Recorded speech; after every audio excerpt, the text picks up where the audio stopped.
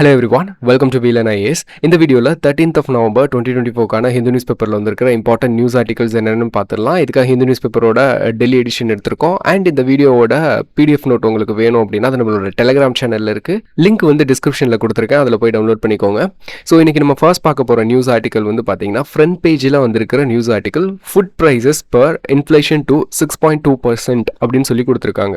Which means என்ன அர்த்தம் அப்படின்னா ஃபுட் இன்ஃப்ளேஷன் இருக்கு இல்லையா, that is the primary driver of retail inflation அப்படின்னு சொல்லியிருக்காங்க. ஸோ இந்த ரீட்டைல் இன்ஃப்ளேஷன் அப்படின்றது வந்து பார்த்தீங்கன்னா கன்சியூமர், அதாவது ஹவுஸ் ஹோல்டு இருக்கும் இல்லையா, நம்ம ஹவுஸ் ஹோல்டு எல்லாம் குட்ஸ் அண்ட் சர்வீசஸ் வந்து பர்ச்சேஸ் பண்ணுவோம் நம்ம கன்சியூம் பண்ணுறதுக்காக. ஸோ அதோட இன்ஃப்ளேஷனை கால்குலேட் பண்ணுறது தான் ரீட்டைல் இன்ஃப்ளேஷன். ஸோ இன்ஃப்ளேஷன்றது வந்து பார்த்தீங்கன்னா ஃபார் எக்ஸாம்பிள் இப்போ 2012 வந்து ஒரு குட்டோட ப்ரைஸ் வந்து என்ன லெவலில் இருக்கோ அது வந்து இப்போ நம்ம 2024 என்ன லெவலில் இருக்குன்னு பார்த்து கம்பேர் பண்ணோம் அப்படின்னா இப்போ ஆக்சுவலாக கரண்ட்ல அந்த பேஸ் ப்ரைஸோட ப்ரைஸ் லெவல் இன்க்ரீஸ் ஆயிருந்துச்சு அப்படின்னா that is called the inflation. அதே இது கன்சியூமர் லெவலில் நம்ம அந்த இன்ஃப்ளேஷனை கால்குலேட் பண்ணோம்னா that is retail inflation. So இப்போ இந்த ஆர்டிக்கல்ல என்ன சொல்லியிருக்காங்க அப்படின்னா இந்த அக்டோபர் மாசத்துக்கான ரீட்டைல் இன்ஃப்ளேஷன் இருக்கு இல்லையா, after a long time it reaches to 6.21% அப்படின்னு சொல்லியிருக்காங்க.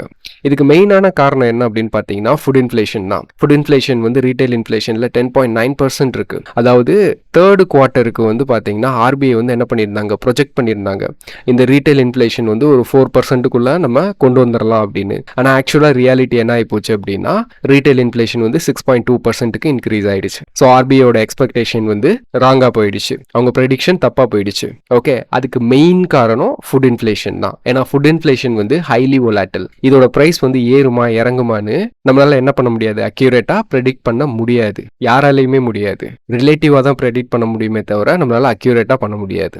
ஓகே, ஸோ அதனால தான் வந்து பாத்தீங்க அப்படின்னா நம்மளோட இந்த இன்ஃப்ளேஷன் டார்கெட்டிங் இருக்கு இல்லையா, அதாவது நம்ம கண்ட்ரியில் இன்ஃப்ளேஷனை கண்ட்ரோல் பண்ணுறது யாரோட பொறுப்பு, கவர்மெண்ட்டோட பொறுப்பு. இப்போ கவர்மெண்ட் வந்து என்ன பண்ணுவாங்கன்னா டார்கெட் பண்ணி இந்த இன்ஃப்ளேஷன் வந்து என்ன பண்ணுவாங்க, கண்ட்ரோல் பண்ணுவாங்க, ரெடியூஸ் பண்ணுவாங்க. ஆனால் நமக்கு தான் இந்த ஃபுட் இன்ஃப்ளேஷன் வந்து ஹைலி volatile ஆச்சே, இது வந்து இந்தியாவோட கண்ட்ரோல்லே இல்லையே. ஏன்னா இப்போ ரஷ்யா உக்ரைன் வார் நடக்குது இல்லையா, இது கூட நம்மளோட ஃபுட் இன்ஃப்ளேஷன் வந்து என்ன பண்ணும், ஆல்டர் பண்ணும், இன்க்ரீஸ் பண்ணும். இப்போ குளோபலாக நடக்கிற இந்த ஜியோ பொலிட்டிக்கல் சுச்சுவேஷன் தான் இப்போ வேர்ல்டு கண்ட்ரீஸ் வந்து எக்ஸ்பீரியன்ஸ் பண்ணுற இந்த ஃபுட் இன்ஃப்ளேஷனுக்கு one of the reason apart from climate changes. அப்போ அதுக்கு தான் நம்ம என்ன பண்ணுவோம்னா கோர் இன்ஃப்ளேஷனை மட்டும் கால்குலேட் பண்ணுவோம். ஸோ கோர் இன்ஃப்ளேஷனில் வந்து என்ன பண்ணுவாங்கன்னா ஃபுட் அண்ட் எனர்ஜியை வந்து என்ன பண்ண மாட்டாங்க, சேர்த்துக்க மாட்டாங்க இன்ஃப்ளேஷன் கால்குலேட் பண்ணுறதுக்கு. ஸோ அதில் என்ன பண்ணுவாங்கன்னா கன்சியூமர் லெவலில் கோர் இன்ஃப்ளேஷன் கால்குலேட் பண்ணுறப்போ ஹவுசிங், பர்சனல் கேர் ப்ராடக்ட், நான் ஃபுட் ஐட்டம்ஸ் இதை மட்டுமே கணக்கில் எடுத்துக்குவாங்க. ஓகே, ஸோ அப்படி கோர் இன்ஃப்ளேஷன் அக்டோபருக்கு 2024 வந்து பார்த்தீங்க அப்படின்னா லாஸ்ட் ஒரு 11 months-ஆவே ஒரு 4%க்குள்ளேயே மெயின்டைன் ஆகிட்டு இருக்கு.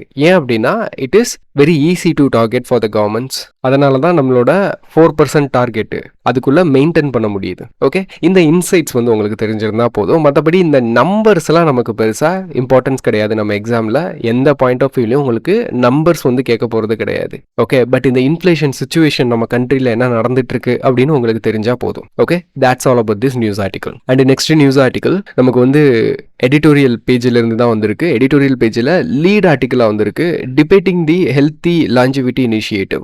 ஸோ இந்த நியூஸ் ஆர்டிக்கல் வந்து எதை பற்றினதுன்னா வேர்ல்டு பேங்க் வந்து ஒரு ரிப்போர்ட் ரிலீஸ் பண்ணியிருக்காங்க, unlocking the power of healthy longevity, demographic change, non communicable disease and human capital அப்படின்னு சொல்லி கொடுத்துருக்காங்க. இந்த ஆர்டிக்கலை பற்றி நம்ம டீட்டெயிலாக இந்த எடிட்டோரியல் அனாலிசிஸ் வீடியோவில் வந்து நம்ம பார்த்துடலாம். அது வந்து நம்மளோட வெப்சைட்டில் தான் போஸ்ட் பண்ணுவோம், அதுக்கான லிங்க் வந்து கீழே இருக்குது, நீங்கள் அதில் என்ன பண்ணிக்கோங்க, என்ரோல் பண்ணிக்கோங்க. So that is completely free. So அதில் வந்து கொஞ்சம் கொஞ்சமாக இந்த எடிட்டோரியல் ஆர்டிகல்ஸ் எல்லாம் நம்ம ஒன்று அப்லோட் பண்ணிடுவோம். ஓகே, பட் இந்த ஆர்டிக்கல் வந்து பார்த்தீங்கன்னா மெயினாக எதை பற்றி பேசியிருக்காங்க அப்படின்னா ஃபர்ஸ்ட் வந்து இந்த ஏஜிங் பாப்புலேஷன் இன் இந்தியா, அதாவது வயசாகிட்டு இருக்கிறவங்க, ஸோ அவங்க போஸ் பண்ணுற சேலஞ்ச் அண்ட் நான் கம்யூனிகபிள் டிசீஸ் வந்து ரைஸ் ஆகுது, அதை பற்றி இதில் பேசியிருக்காங்க. அண்ட் இந்த நான் கம்யூனிகபிள் டிசீஸோட கிரைசிஸ் பற்றி பேசியிருக்காங்க. அண்ட் இந்த ஹெல்த்தி லாஞ்சிவிட்டி இனிஷியேட்டிவ் இருக்கு இல்லையா, இதை இம்ப்ளிமெண்ட் பண்ணுறதுல என்னென்ன சேலஞ்சஸ் இருக்குது அப்படின்னு இந்த ஆர்டிக்கலில் டிஸ்கஸ் பண்ணியிருக்காங்க. அண்ட் சோஷியல் செக்யூரிட்டி ஸ்கீமோட ரோல் பற்றி பேசியிருக்காங்க. அண்ட் நமக்கு வந்து கண்டிப்பாக ஒரு ஹெல்த் கேர் ரிஃபார்ம் வந்து தேவை அப்படின்னு இந்த ஆர்டிக்கலில் டிஸ்கஸ் பண்ணியிருக்காங்க. இதெல்லாம் நம்ம அனாலிசிஸ் வீடியோவில் டீட்டெயிலாக பார்க்கலாம். ஓகே, அண்ட் எடிட்டோரியல் பேஜில் வந்து நெக்ஸ்ட் பார்த்தீங்க அப்படின்னா Haryana social dynamics electoral outcomes அப்படின்னு கொடுத்துருக்காங்க. இந்த ஆர்டிக்கல் வந்து இட்ஸ் பேஸ்ட் ஆன் பாலிடிக்ஸ், இது நமக்கு தேவையில்லை. And next article stop the free fall அப்படின்னு சொல்லி கொடுத்துருக்காங்க. அதாவது ரீசெண்டாக வந்து நமக்கு தெரியும் இல்லையா, கனடாக்கும் இந்தியாவுக்கும் என்ன இஷ்யூ போயிட்டு இருக்கு அப்படின்னு நமக்கு தெரியும். ஆல்ரெடி கனடாக்கும் இந்தியாவுக்கும் ஒரு டிப்ளமேட்டிக் வார் வந்து ஸ்டார்ட் ஆயிருச்சு. ஓகே, அது வந்து we have to stop, we have to save our diplomatic relationship அப்படின்னு சொல்லிட்டு டிஸ்கஸ் பண்ணியிருக்காங்க. அவ்வளோதான். ஜஸ்ட் ஒன்ஸ் நீங்கள் வந்து ரீட் பண்ணால் போதும், அனாலிசிஸ் பண்ணுறதுக்கு வந்து இதில் பெருசாக ஒன்றும் இல்லை. அண்ட் நோ டைம் லாஸ்ட் அப்படின்னு சொல்லி கொடுத்துருக்காங்க. இந்த நியூஸ் ஆர்டிக்கலும் நமக்கு இம்பார்ட்டன்ஸ் கிடையாது. ட்ரம்ப் பற்றி வந்திருக்கு. Next article mixed report card for the IMEC அப்படின்னு சொல்லி கொடுத்துருக்காங்க. இந்த ஆர்டிக்கல் வந்து நம்ம எக்ஸாமுக்கு ரொம்பவுமே முக்கியமான ஒரு ஆர்டிக்கல். ஸோ ஐஎம்இசி அப்படின்றது வந்து பார்த்தீங்கன்னா India Middle East Europe economic corridor. So இதை வந்து போன வருஷம் 2023 G20 சம்மிட்ல வந்து என்ன பண்ணாங்க, அனௌன்ஸ் பண்ணாங்க, இதை பில்டு பண்ண போறோம் அப்படின்னு சொல்லிட்டு. இது வந்து ஒரு multi model transportation network. Multi model in the sense இது வந்து சி மூலியமாகவும் அண்ட் ரோடு மூலியமாகவும் என்ன பண்ணியிருப்பாங்க, இந்த நெட்வொர்க்கை வந்து கனெக்ட் பண்ணியிருப்பாங்க. ஸோ இதோட பெனிஃபிட் அப்படின்னு பார்த்தீங்கன்னா இந்த டிரான்சிட் டைம் இருக்கு இல்லையா, அதாவது இப்போ ஃபார் எக்ஸாம்பிள் இந்தியாவிலேருந்து குட்ஸ் வந்து யூரோப்புக்கு போகணும்னு வச்சுக்கோங்க, என்ன பண்ணணும், சியூஸ் கேனலை கிராஸ் பண்ணி தான் போகணும். ஆனால் சியூஸ் கேனலை கிராஸ் பண்ணுறதுல ஒரு ப்ராப்ளம் இருக்கும். என்ன ப்ராப்ளம் அப்படின்னு பார்த்தீங்கன்னா, இந்த போகிற இந்த ஷிப் இருக்குது பார்த்தீங்களா, இது வந்து ஒன்று வாரக்கணக்கில் வெயிட் பண்ணணும், இல்லைனா மாதக்கணக்கில் வெயிட் பண்ணி தான் என்ன பண்ணணும், இந்த சியூஸ் கேனலை கிராஸ் பண்ணி போகணும். ஏன்னா இது வந்து one of the busiest and டிராஃபிக்கான ரூட்டு. அப்போ இந்த ஆல்டர்னேட்டிவ் மல்டி மோடல் டிரான்ஸ்போர்ட் நெட்வொர்க்கை வந்து நம்ம எஸ்டாப்ளிஷ் பண்ணுறது மூலியமா ஒரு 40% வந்து நமக்கு டிரான்சிட் டைம் வந்து ரெடியூஸ் ஆகும். நெக்ஸ்ட் வந்து பார்த்தீங்கன்னா காஸ்ட்டுமே ஒரு 30% கிட்ட ரெடியூஸ் ஆகும். ஓகே, ஸோ இதில் வந்து பார்த்தீங்கன்னா ஆத்தர் வந்து என்னென்ன மாதிரி பாயிண்ட்ல டிஸ்கஸ் பண்ணியிருக்காருன்னு பார்த்தீங்கன்னா, ஒன்று வந்து இந்த ப்ராஜெக்ட் வந்து அன்ஈவனாக ப்ராக்ரஸ் ஆகிட்டு இருக்கு. அன்ஈவன் ப்ராக்ரஸ் அப்படின்னா இதை வந்து நம்ம 2 செக்ஷனாக பிரிச்சிடலாம். ஒன்று வந்து பார்த்தீங்கன்னா இந்த ப்ராஜெக்டோட வெஸ்டர்ன் செக்ஷன், இன்னொன்று வந்து பார்த்தீங்கன்னா ஈஸ்டர்ன் செக்ஷன். இந்த வெஸ்டர்ன் செக்ஷனில் என்ன நடக்குதுன்னு நமக்கே தெரியும். ஏன்னா ஸோ இதில் வந்து பார்த்தீங்கன்னா இந்த ப்ராஜெக்டில் இஸ்ரேலோட ஹைஃபா ஃபோர்ட்டும் ஒன் ஆஃப் த லிங்க். அது ரொம்பவுமே கிரிட்டிக்கலான ஒன்று. ஆனால் இஸ்ரேலில் என்ன போயிட்டு இருக்கு, பாலஸ்தீன் அண்ட் இஸ்ரேல் இஷ்யூ வந்து போயிட்டு இருக்கு. அதனால இந்த வெஸ்டர்ன் செக்ஷன் இருக்கு பார்த்தீங்களா, இது வந்து ஒரு மாதிரி கான்ஃப்ளிக்டான ஜோனில் இருக்கு. அங்கே வந்து பெருசாக இந்த ப்ராஜெக்ட் வந்து டெவலப் ஆகிறதுக்கு வேலைகள் எதுவும் நடக்கல.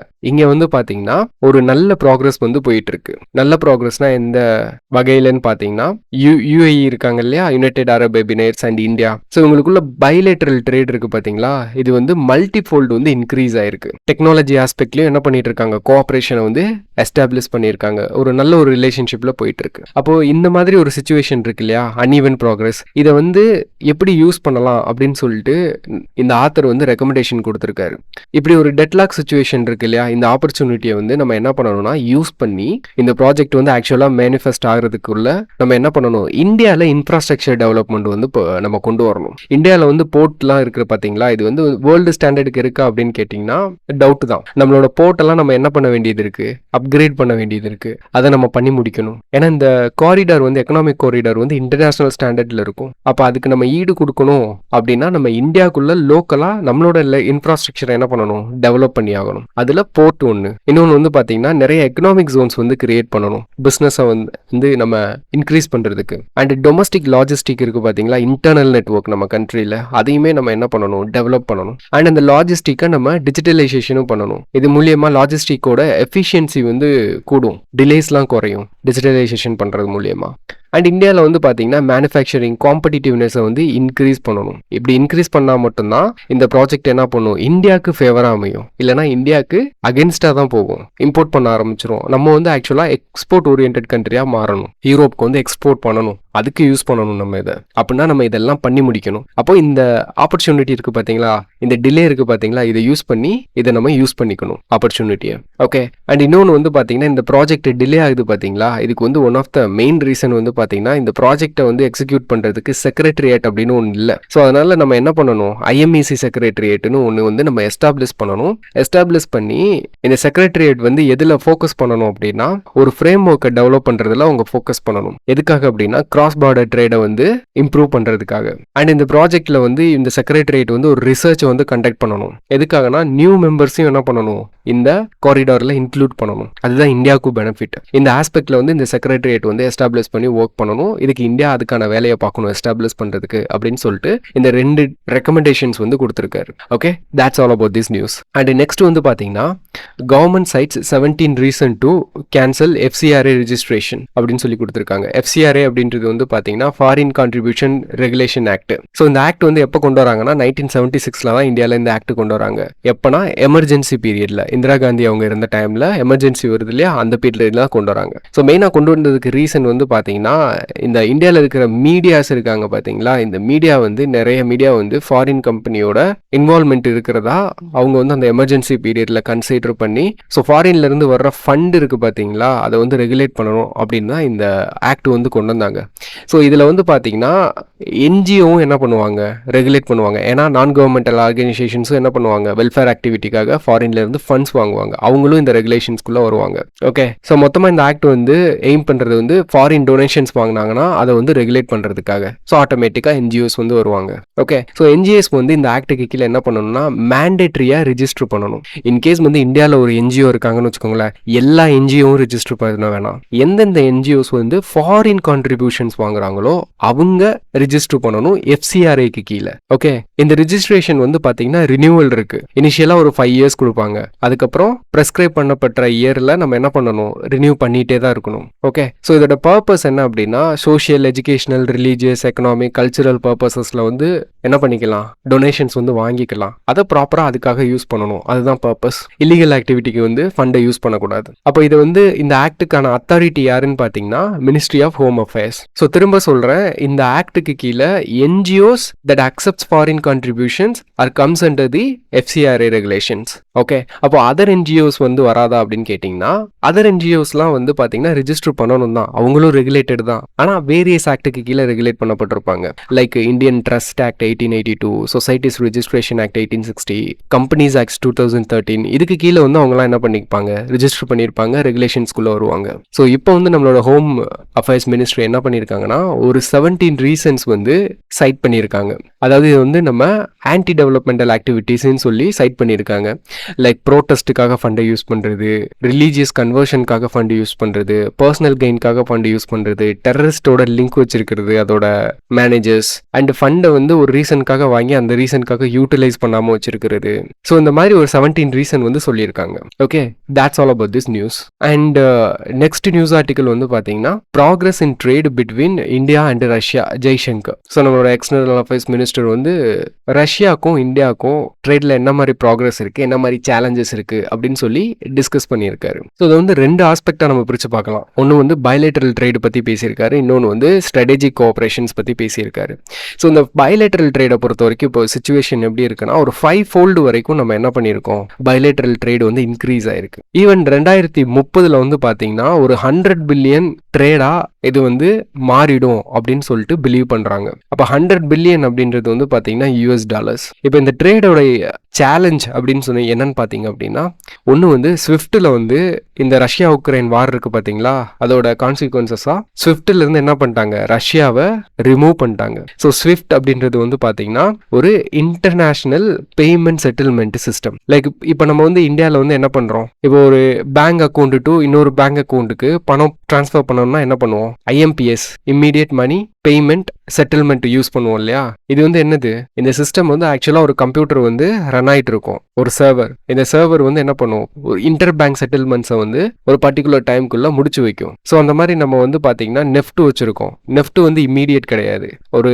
பர்டிகுலர் டைம்க்கு ஒருக்க தான் இது வந்து என்ன ஆகும், பேங்க் செட்டில்மெண்ட்ஸை வந்து பண்ணி முடிக்கும். ஸோ இப்போ இந்தியாவுக்குள்ள IMPS, நெஃப்ட் இது நம்ம வந்து என்ன பண்ணிக்கலாம், யூஸ் பண்ணுறோம் செட்டில்மெண்ட்டுக்கு. ஆனால் இன்டர்நேஷ்னல் பண்ணணும்னா இப்போ இந்தியாவில் இருக்கிற ஒரு பேங்க் வந்து அமெரிக்காவில் இருக்கிற ஒரு பேங்கோட டிரான்சாக்ஷன் பண்ணணும் அப்படின்னா அதுக்கு வந்து எதை யூஸ் பண்ணுவாங்கன்னா இந்த ஸ்விஃப்ட் அப்படின்ற பேமெண்ட் செட்டில்மெண்ட் சிஸ்டம் தான் யூஸ் பண்ணுவாங்க. ஸோ இந்த ஸ்விஃப்ட்ல இருந்து ரஷ்யாவை என்ன பண்ணிட்டாங்க, ரிமூவ் பண்ணிட்டாங்க. அப்போ we have to focus on rouble trade. USD வந்து என்ன பண்ண முடியாது, பெருசாக யூஸ் பண்ண முடியாது. அண்ட் ஆல்ரெடி இந்தியா ரஷ்யா வந்து வாஸ்ட்ரா அக்கௌண்ட் கிரியேட் பண்ணுறது வச்சிருக்காங்க. அந்த வாஸ்ட்ரா அக்கௌண்ட்டை நம்ம என்ன பண்ணணும், இனிமே யூஸ் பண்ண ஆரம்பிக்கணும். லோக்கல் பேமெண்ட்ஸில் செட்டில்மெண்ட்ஸை வந்து பண்ணணும். அண்ட் லாஜிஸ்டிக்கில் வந்து பிரச்சனை, அதுக்கு வந்து நம்ம ஆல்ரெடி நம்ம இனிஷியேட் பண்ணியிருக்கிற ப்ராஜெக்ட்ஸ் எல்லாம் ரன் பண்ணணும். For example international north south transport கோரிடாரை வந்து நம்ம கொண்டு வரணும், சென்னை விளாடிவர்ஸ் கோரிடார், நார்தன் சீ ரூட், இதுலலாம் நம்ம வந்து ஃபோக்கஸ் பண்ணணும் அப்படின்னு சொல்லிட்டு நம்மளோட எக்ஸ்டர்னல் அஃபேர்ஸ் மினிஸ்டர் வந்து சொல்லியிருக்காரு. அண்ட் இது போக வந்து பார்த்தீங்கன்னா ஸ்ட்ராட்டஜிக் கோஆப்ரேஷன் அப்படின்னு எடுத்துட்டோம்னா நம்ம வந்து இந்தியா வந்து பார்த்தீங்கன்னா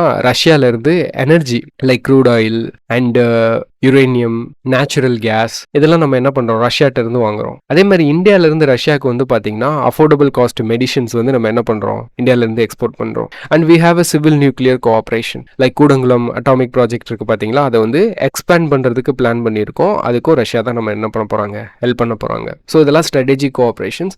இதெல்லாம் இன்னுமே நம்ம என்ன பண்ணணும் இம்ப்ரூவ் பண்ணணும் அப்படின்னு சொல்லி பேசியிருக்காங்க. That's all about this news article. And next news article, DRDO carries out maiden test of long range cruise missile அப்படின்னு சொல்லி கொடுத்துருக்காங்க.